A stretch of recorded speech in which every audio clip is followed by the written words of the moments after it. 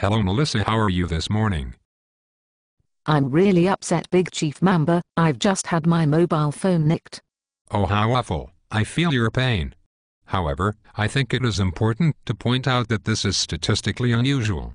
Although you are young, which makes you an obvious target for crime, males are much more likely to be victims of crime than females, as are the working classes and certain ethnic minorities, and you are neither of those.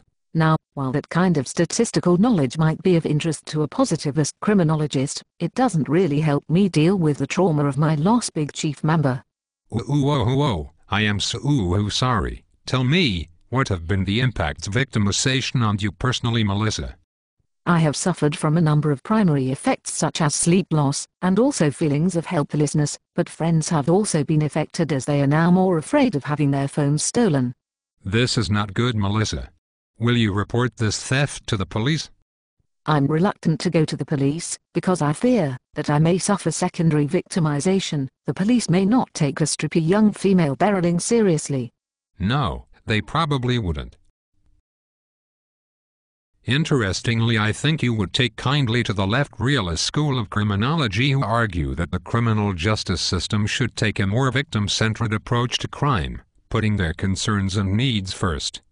We can only hope and dream. Anyway, enough of my problems, Big Chief Member. How are you today? Well, Melissa, picking up on your victim of crime theme, I recently suffered an injury at work. The ladder I was working on collapsed. Oh, how awful, Big Chief Member, but that isn't your fault. Surely it is the fault of your employer.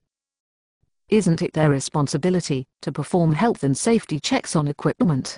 Well, I think so too, Melissa, but, as Toombs and White, 2009, point out, the government lacks the political will to prosecute employers who break health and safety regulations. Evidence for this lies in the underfunding of the health and safety executive.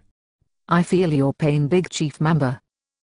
It sounds like we are both being denied our victim status because of our relative powerlessness in society. Myself because I'm unprepared to report my crime to the police, and you because the state is unwilling to prosecute the powerful. Indeed, Melissa, it would appear that, as with crime itself, victimhood is also socially constructed. There must be thousands of people out there just like us who don't appear in the statistics as victims. Yes, Big Chief Member, I would give you a hug to comfort you, but the software doesn't allow for such animations. Neither does it allow for us to join together in revolutionary action against the oppressive neoliberal state apparatus that makes us all victims of the global capitalist system.